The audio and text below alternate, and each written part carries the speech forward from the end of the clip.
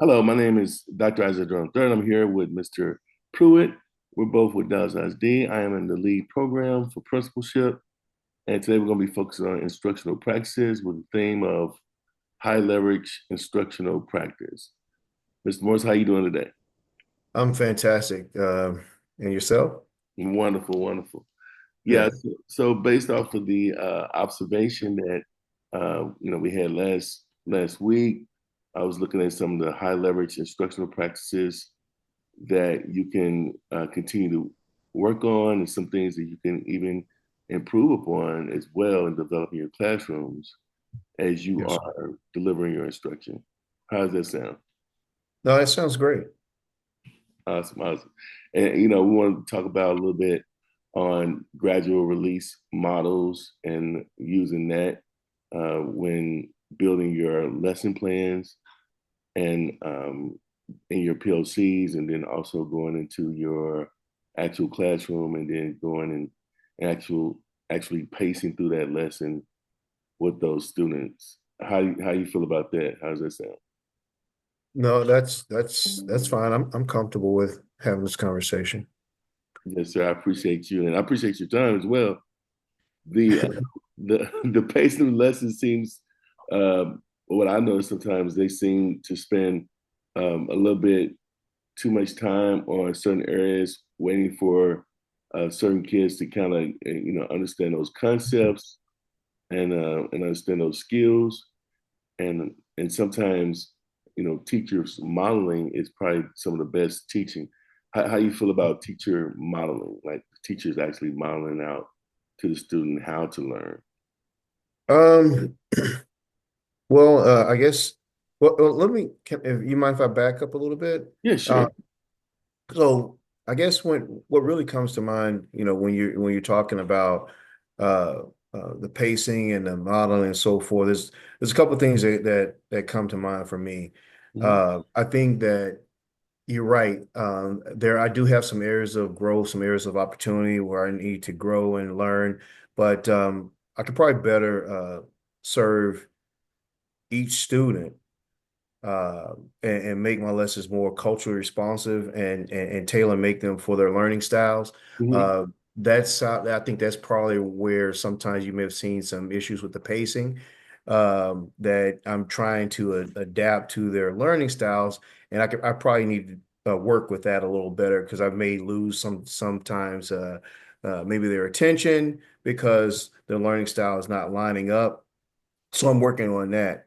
Mhm. And I believe that this will help me to successfully gain the skills at a pace that will allow the students to be more successful, and that'll require uh, help me with the need to reteach the lesson Right. in part, and instead of teaching lesson over a longer period of time, maybe break it down into mini lessons.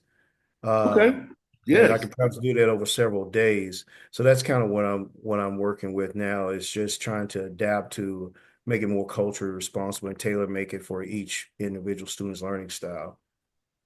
Wow, that's a good response. And when you do that, exactly what you just said, that it becomes more explicit, it becomes more clear for those students and those teachers when they come by and monitor you and your PLCs, your professional learning communities, and because you're showing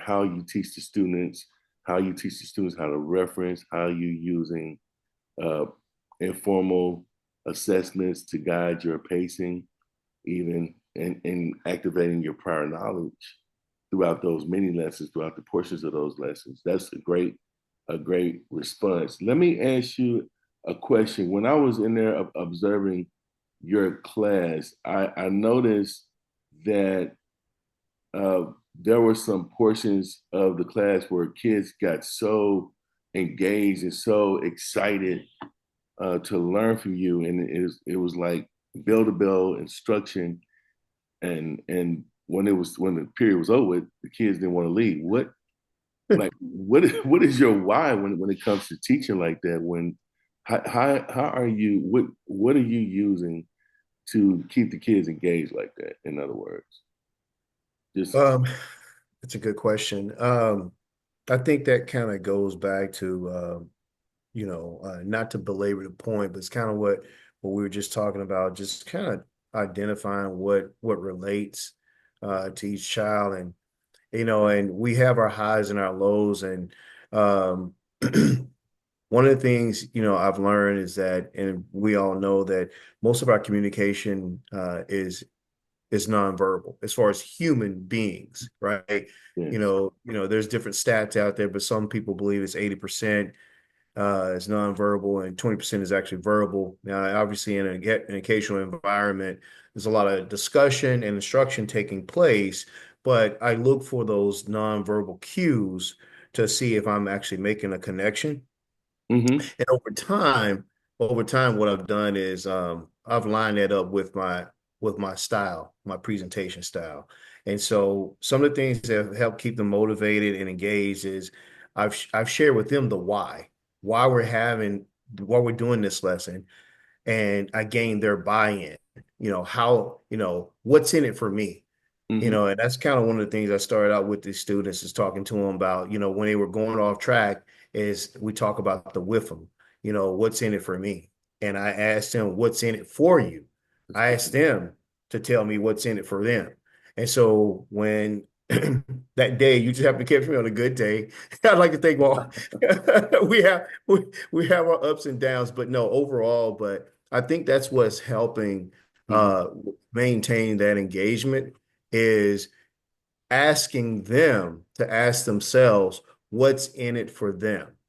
That's good. And so from there, then we roll into the instruction, and we talk, we deliver the instruction, and then I also have them to break it up into different little things to, sometimes maybe a lesson that involves sensory details.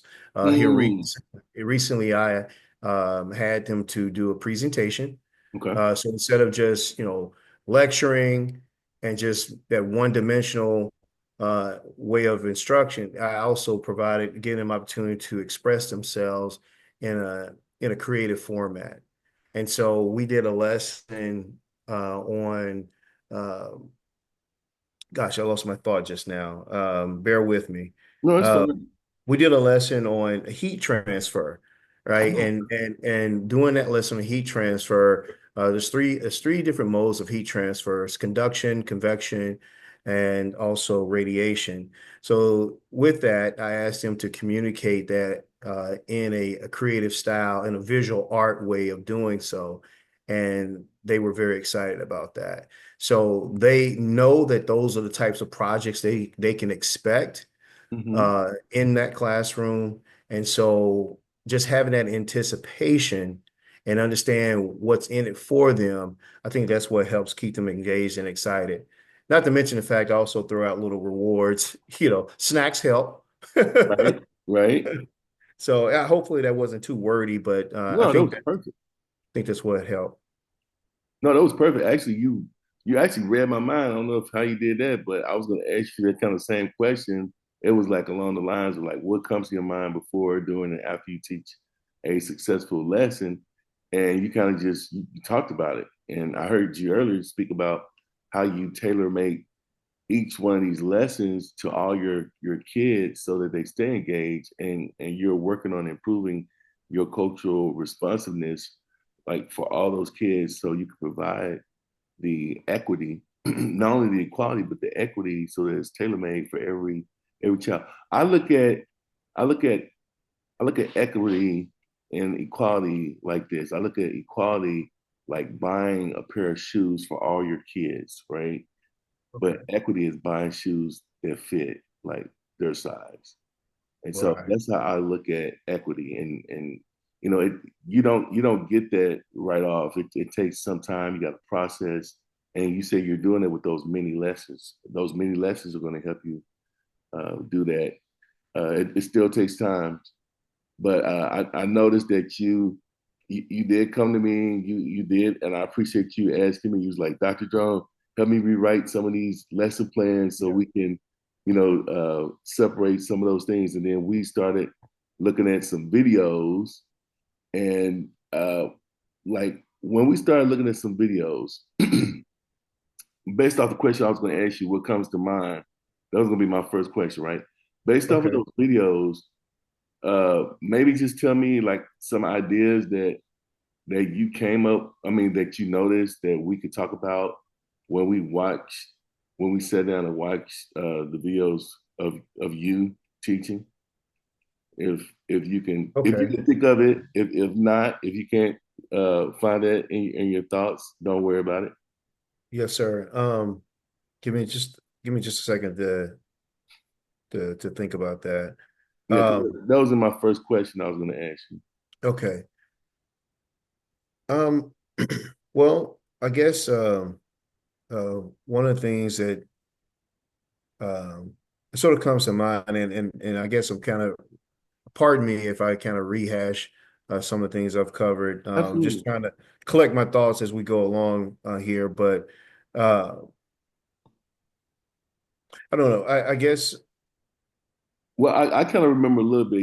You were saying that when we was watching the videos, you was pointing out how you were activating prior knowledge and using direct teaching throughout different portions of your lesson, and how right. and how you was using you were gradually guiding the students to understanding as you assisted them as they asked questions. You pointed it out and made it more appropriate. But then you talked about the part I really wanted you to talk about was the real world examples that you were talking about. Why do you use real world examples to teach your kids? Okay.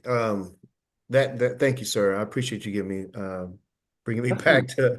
to where I need to be. Um, well, it's important to use real world examples because, well, we live in the real world, right? And we have to make things relatable.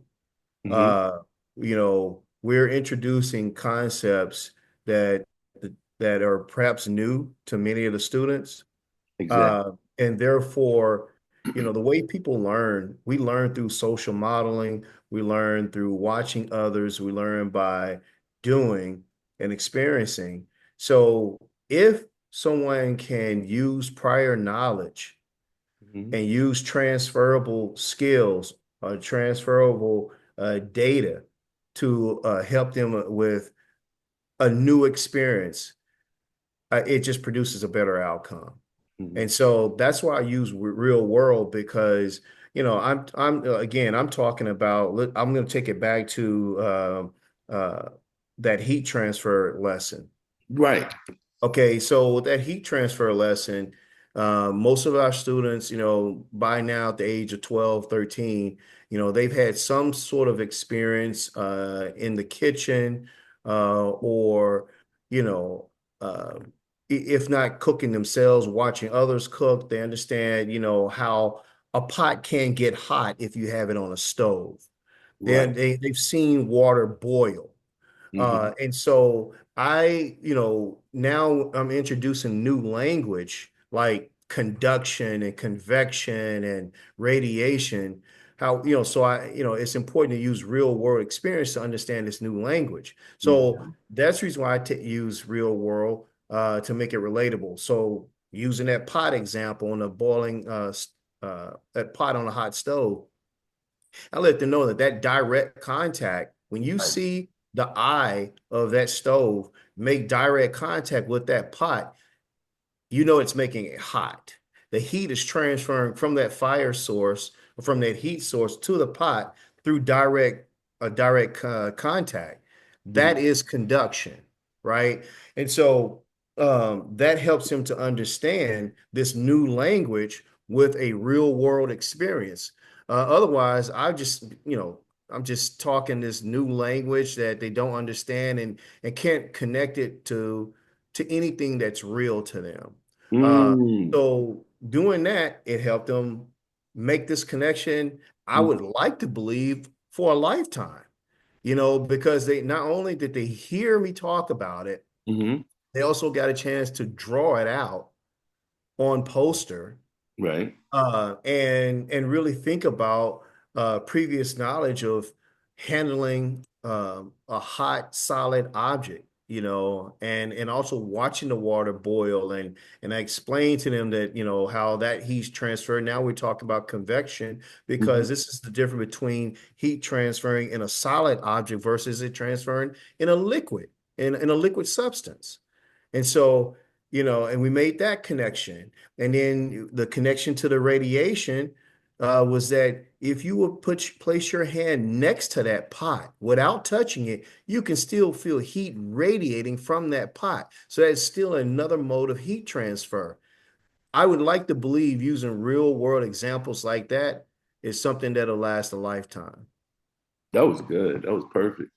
Well, let me ask you this: how do you feel about, or what could you add to this? What are some ways you can improve the organization of your lessons and the organization of your delivery of the lesson? Okay. Do you understand the question? Yes, sir. Okay. How can I Organization. improve your Yeah, lesson? I def Mhm. um allow me a moment to organize my thoughts. Hey, okay, sure. Take. Um, let's see. All right. So I think I can improve the my organization and the instructional delivery by defining the objectives, the Exactly. learning objectives, Hmm. um, incorporating active learning strategies. Hmm. Uh, Also, I can use very, teaching methods, and I kind of touched on that, but I want to continue to embellish on that, continue to work on it and develop that, using very teaching methods. Uh, Provide regular formative assessments, so we know, where you are at any given moment. Uh, Let me park the car right there because you said yes, something sir. very important, and now you see the purpose like of why we are doing those quads in our rooms. We have the quad, we got learning objective, learning goal, we have the DOL, we Yes, have sir. the vocabulary acquisition or vocabulary quad, and we have success criteria. That's helping us. That's helping the kids to organize their understanding, but it's also helping teachers to organize their lessons and also even also their pacing. And Right. I'm glad you named that as the first one. But go ahead, please continue. Yeah, and I'm actually glad that when I first came, you set that up for me, because that has been a tremendous help, using that, to guide me through, the process, and because I rely on it daily. So I thank you for that. Um, so yeah, providing just regular assessments and catering to diverse learning styles, trying to get better at that, incorporate technology effectively, gotten a Mm. lot better at that. I know, right? It's been some Yeah. Chromebook, those Chromebooks and yeah, Chromebooks, Wi-Fi. and trying to make everything line up with the Promethean board and so forth. Um, and How's it then going? How's it going so far? Is it getting a little bit better with Oh the yeah, yeah, yeah. No, it's now it's we don't even use nearly, Mhm. well, I don't, probably like a quarter of what the power of that Promethean board. So I'm just learning different functions and features of it. But what I am using, oh, I love it. It's something I use on a regular basis. From a time perspective to Mhm. displaying, the videos, learning videos, to even I actually find that I even draw on that Promethean, but I use the whiteboard feature on there at this point more than I use uh, my actual whiteboard, my physical whiteboard. I use that Promethean whiteboard more than I use the one on the wall. So no, I love it. Um, what else is going to say?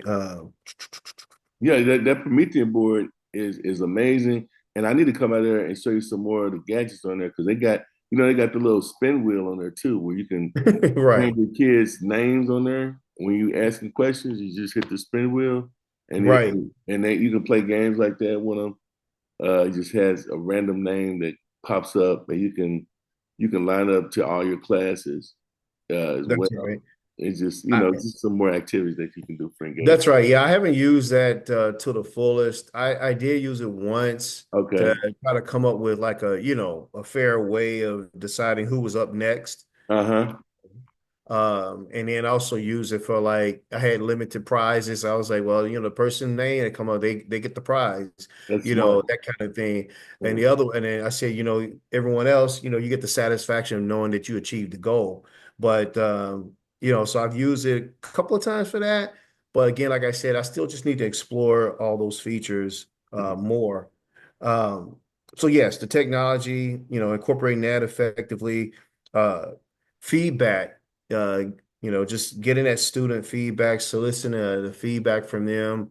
Oh, that's good. Obviously, we know that that's important. Even as adults, when we go into a training environment, that's always helpful to the trainer as well as those who are being trained to share that feedback. So I got to do a better job of that. I do it on the spot.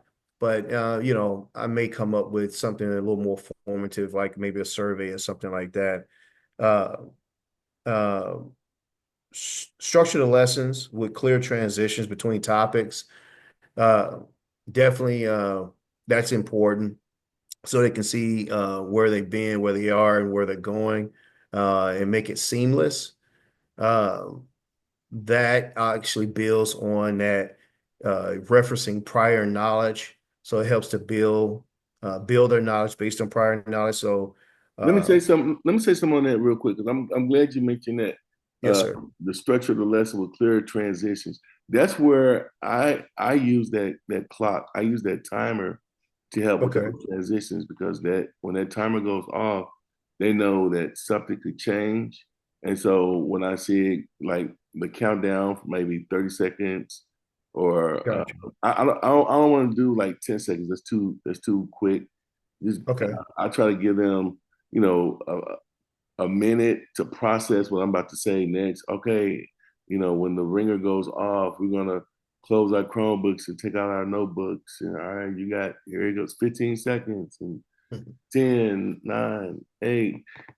I do that. And also I try not to count all the way down from 10 to 1 because it tends to interrupt them when their train of thought when they're thinking like so Mm, I'll skip a number. I may say 10 and then 7. I'm mm, still counting down.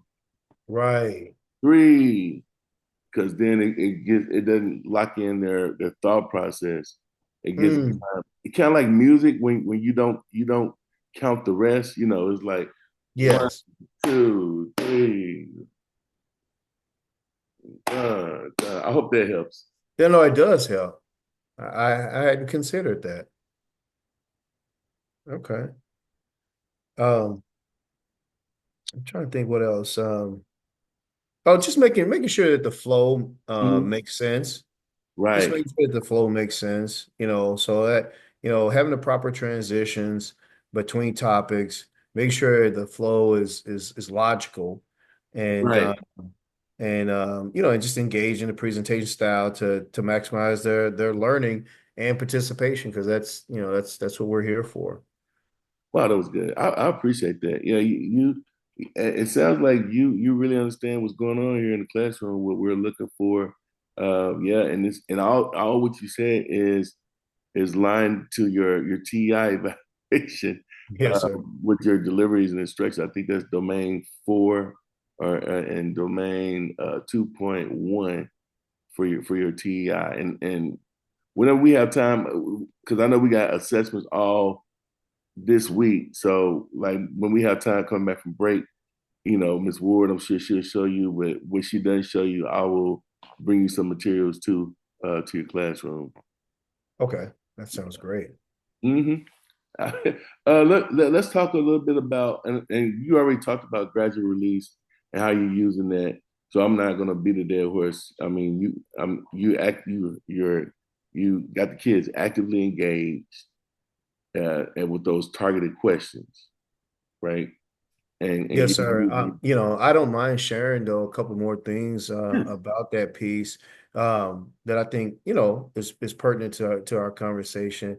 me too. Is that you know Yes, having those targeted questions are important. But what I didn't mention was that, the different formats and style. Well, I sort of did because I did talk about the visual piece, the verbal and the written, and them drawing their displays out. But I also wanted to kind of just share with that. Um, One of the things I've used is kind of also as an means of an exit ticket Okay. is is um is the big five, high five. Um, so what I'll do, I may draw like a little hand on the board, just showing five fingers. And so Mhm. I asked them, I want you to give me, your takeaways, your top five takeaways from today's lesson. And Mhm. so and so that's why I call the high five. And so and so that they have to actually think about what they've learned, to actually come give me five things that you've learned, the five major things. Give me the big idea, Mhm. And so uh typically if I go deeper with it, I Mhm. really I'd like to have four four ideas, four supporting ideas, and Mhm. then that thumb being sort of like the big idea. And so that's kind of one of my ways I use as kind of like a little exit ticket. Okay. And it helps me. It's sort of like asking another way of looking at it is like asking essential questions, Mhm. right? Mhm. So it's another way of me really getting at those essential questions, kind of like a informal DOL. Because if you can answer the essential questions of today's lessons, that means that you've demonstrated your learning. And so Exactly. and so I will ask them, but it's kind of a cool way that they can expect, to see this little hand pop up, so give me your high five. And then also I may actually walk around the classroom giving real high fives when they give me a response. So those are, thumbs up, thumbs down type signals. But I'll use the big, the high five, give me your five ideas, quick little quizzes. Um, all those things are just trying to ways to kind of gauge, where they are, the comprehension levels, and identify areas that are needed for more instruction. So I use these before I'll transition to like their independent work, just to make sure that they do have the big idea. And then you can move on to independent work. And this way, it's just a good way to ensure that all the students have the necessary foundation they need to succeed on their own. And then that adds a lot more value when they actually transition to groups that those conversations are productive. Wow. Yeah, that's it. And that's, in a nutshell, that's the gradual release model. Because the gradual release model, of course, you just lecture like 10, 15 minutes. That's the I do section. And then we do, we're doing it together as a class. And then y'all do, while I'm monitoring, I'm doing intentional monitoring around the classroom. And then I'm putting you in independent practice. But now during the y'all do portion, of course, and I think you were talking about this a little bit earlier. That's that portion of the lesson where you can determine who needs to be put in small groups. Okay. And so that small group instruction is going to be for, your SPED kid, inclusion kids, some of your at risk, but mainly SPED and ELL, your EBs, where they can go and be put in a separate section where you can go and monitor them because they're going to need a little bit more time. Those kiddos will to understand those concepts. Let me ask you, what about, because I didn't hear you talk about graphic organizers. Are you using like, I know you're using visuals. I know you're using visuals. I know you're definitely using written. I see the kids taking lots and lots of notes, and of course, it's a lot of verbal. You got them in quads and in small groups talking, and they're actively engaged. But what kind of tools are you using? Learning interventions tools are you using? Are you using Venn diagrams? Are you needing to use Venn diagrams? Are you Yes, needing? sir. Venn diagrams are I love Venn diagrams. Yes, Yeah. sir. Yeah, so we definitely use those. Okay. Uh, one of the, and I can actually give you an example that's really top of mind right now. Okay. We early on we had a conversation. Well, I say we, I mean the class. We were talking about uh, the difference between plant cells and animal cells. Okay. And so we use Venn diagrams to show That's uh, good. the differences between plant cells versus animal cells and also where they may, meet up. And so we use them. We definitely use Venn diagrams when we have those type of comparisons, similarities, and contrasts. Yeah, that's probably my go-to for that. Okay. Yeah, that's high order thinking right there. Let me go to the next question I want to ask you. Yes, Oh, sir. I'm sorry. Did I interrupt? Were you No, no, finished? no, sir. No, sir. Okay. Okay. Um, it, before I go on, let me ask you: Is this helpful? This post observation is this Yeah, helpful? very, very much Okay. so. I mean, because it's actually doing, I mean, as far as I'm concerned, I can see this almost like a big exit ticket for me, right? Because it's helping to identify, you know, areas of growth that's needed and it's also helping me to highlight and emphasize and embellish on the things I'm doing well. So no, I appreciate these conversations. Okay. Okay. Awesome. Awesome. Can you provide some examples of data that, like, I see on your wall, on your data wall, you got some examples, some student work where when I see the scores on your Okay. assessments, like 70% of them are understanding. What are some strategies that you plan on using to get the other 30% to get there to understanding that same information Gotcha. based off your Yeah, I think kind of going back, um, well, this is kind of like what we've been talking about having the proper transitions. This is a Okay. good transition on what we just discussed and that's that small going back to small groups. It's just so Right. important. It's just so important. That's something that can't be mentioned enough, how that can be helpful for reteaching lessons and helping with that focus that's needed on a specific topic. So that's what I have found that uh, if I've identified students that are sort of struggling in an area, one intervention strategy is to create those small groups, teach the lessons, because learning from your peers is, that's really powerful, right? Because if you learn from people in general, you can hear things from a higher up, but then when Mhm. you have a chance to work in the weeds with someone, it takes on a new meaning, and they're able to gain buy-in a different way. Yep. So just having those small groups to reteach lessons, focus on specific topics, um, and providing targeted practice activities for the individuals in those small groups.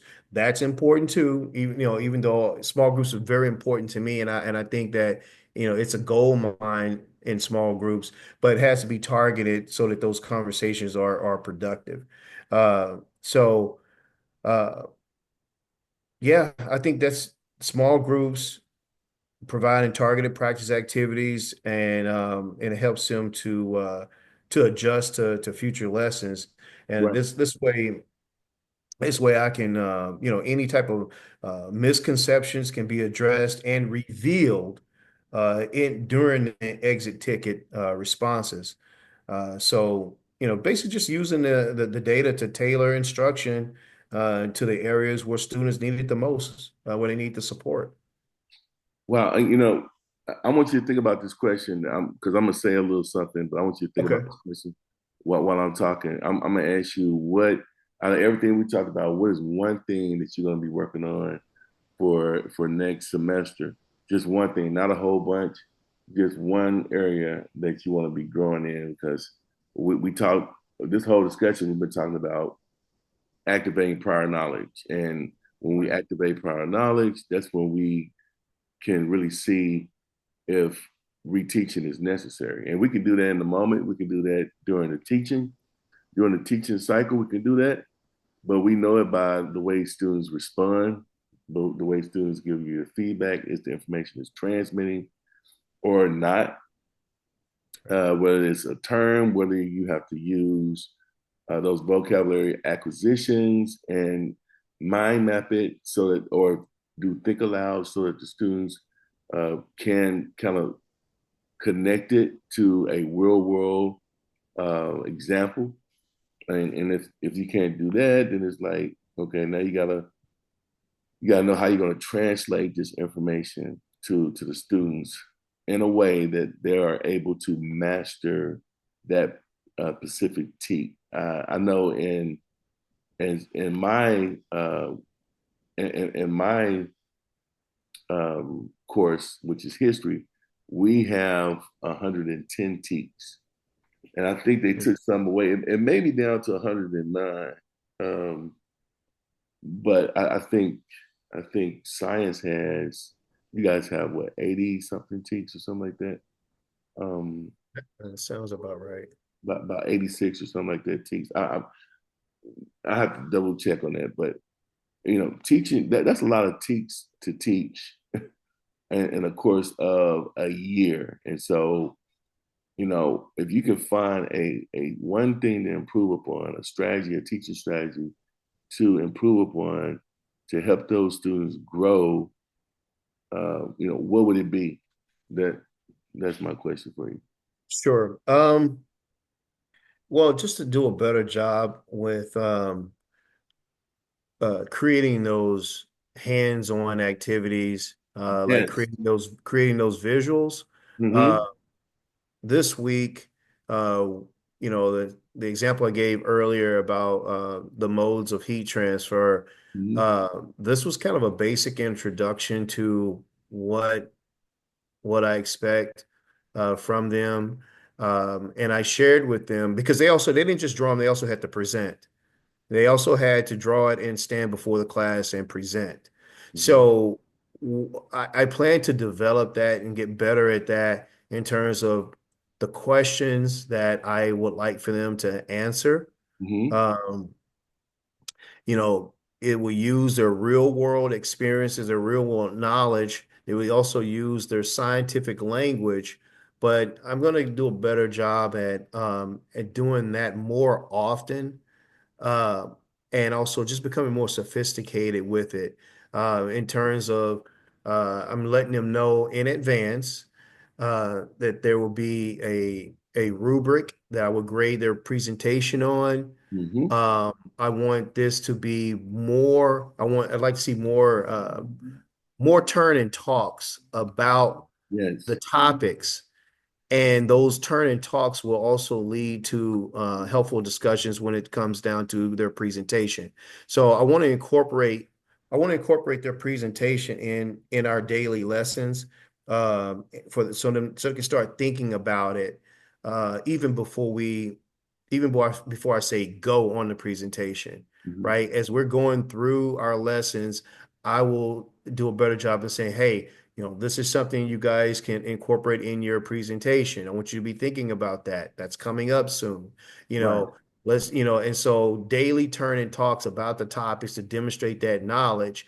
Then those conversations, I think, will be even more, uh, just it'll generate more excitement Right. uh, about the projects, and they'll be to answer, I would say tougher questions about those projects, right? Because it was pretty lightweight this time, even though a lot of learning took place. Again, it's a new language, Mm-hmm. and but I think I can ask more technical questions in the future, and have uh, a more sophisticated rubric on how I grade their presentations, Mm-hmm. and that would to include their oral presentation as well as the visual presentation. So that's something I plan to work on, and I've already shared that with them that this was sort of a basic introduction on what's to come in the spring. Oh wow. Let me ask you something. So, as because I hear you talking about projects, Yes, and sir. do you have some projects that are not presentations, but they're like 3D projects? We call what do you call those things? Um, um, Romas. What do you call it? I forgot. We've done it before. Um, uh, Deli Romas or something like that. I can't even Yeah, I'm pronounce not it right now. sure. So, I can't even pronounce it. But you know when you build those projects like the atoms and stuff, I've seen that oh, before. right. Yes.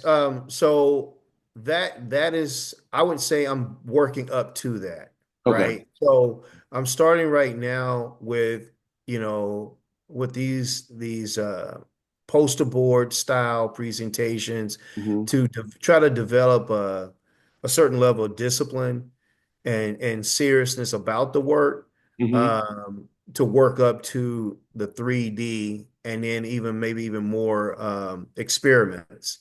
Right. Um, but I think it's kind of a building process Hmm. because I'll just be open. Like right now, we'll have to work through people breaking colored pencils and you Mm. know and little things like that. So I'm letting them know that as we show, demonstrate learning Hmm. and respect the space and everything in it. It means each other and the instruments that you use, as we continue to grow in that, the level of responsibility grows, and so will the level of sophistication of our projects.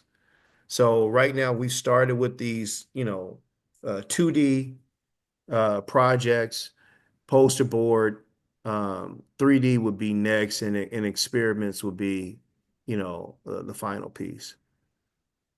Mm. Oh, and could you recap one more time? So what instructional strategy are you going to be focused on next semester?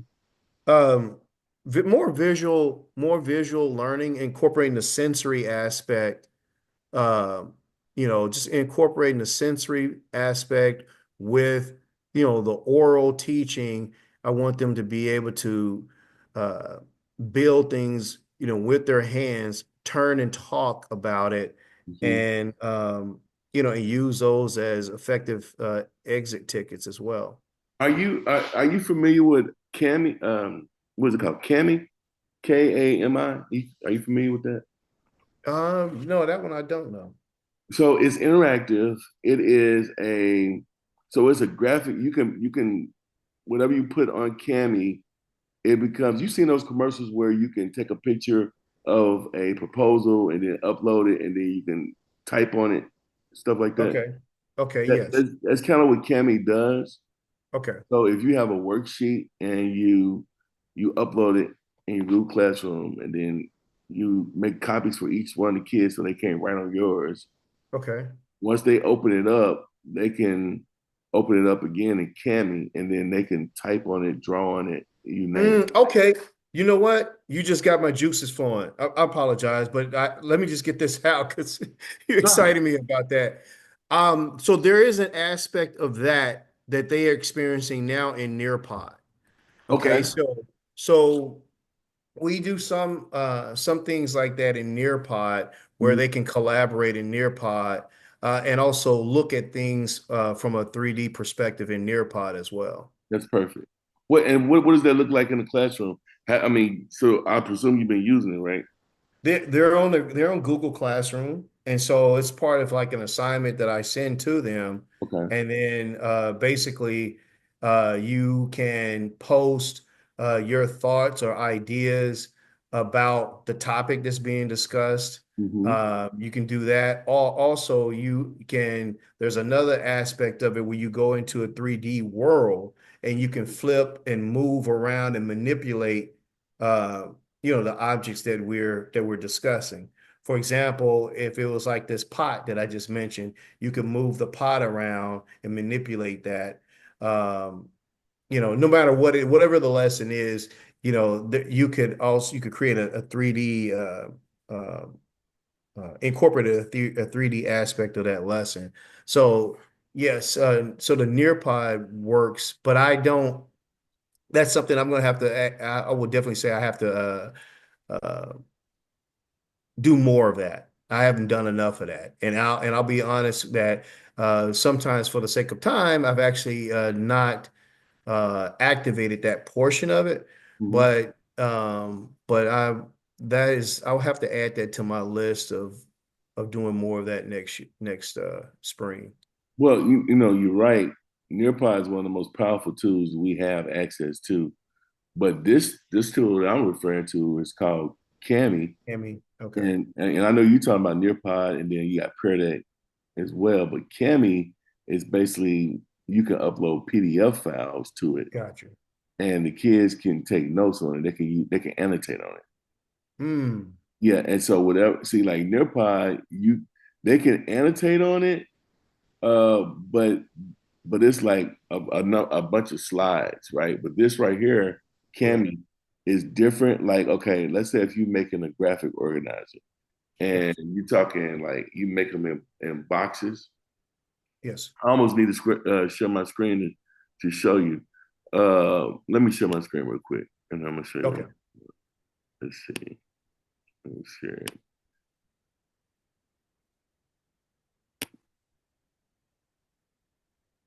Okay, can you see my screen? Not yet. Okay. Let's see.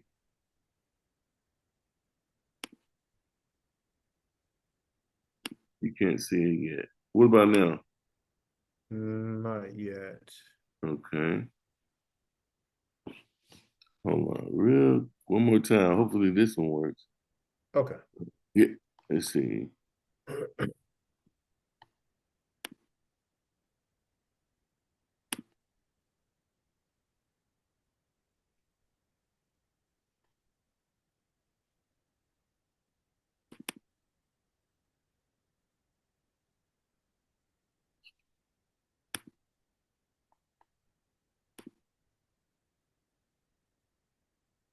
What about now? Can you see it?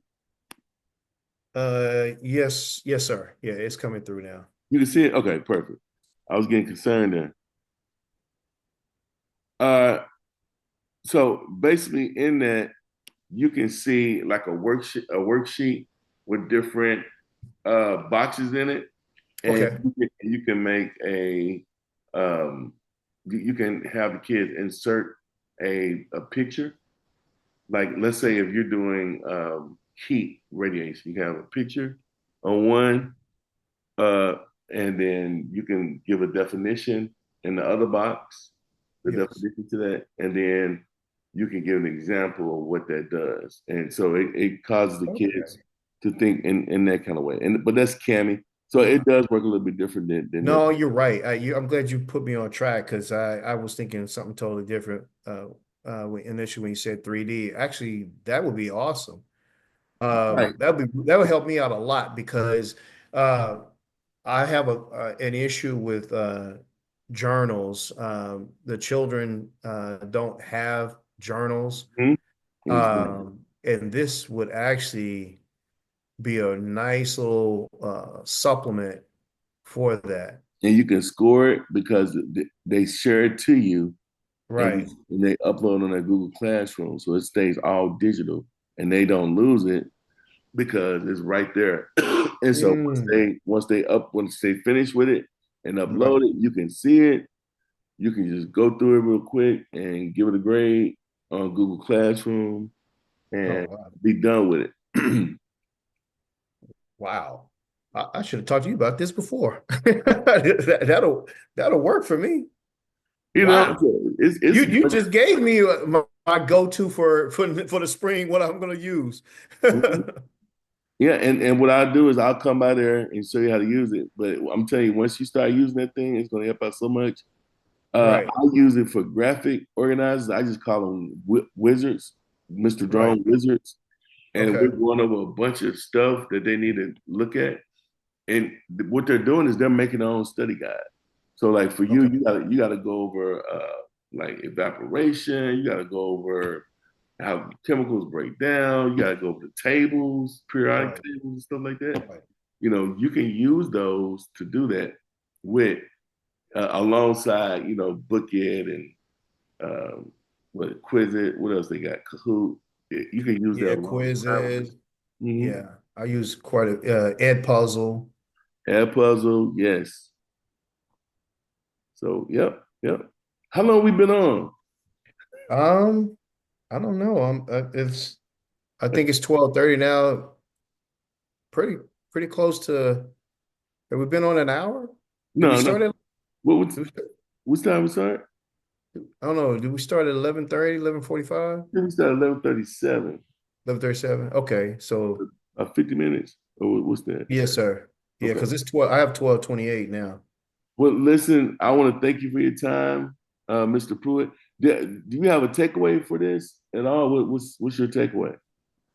Um, well, to that how important it is to assess in the moment. Wow. Uh, yeah, how important it is to assess in the moment to utilize, the gains from that. Do we understand the topic? And if not, we need to make sure we get that understanding before we move on to the next topic. And the power of the technology, that Right. we have, and just to do a better job of utilizing the features of that tech. Perfect. Well, sir, I will see you tomorrow. Thank you so much Yes, uh, sir. for your open mindedness No, no, thank you. and your time. Okay, thank you, sir. All right. Bye now.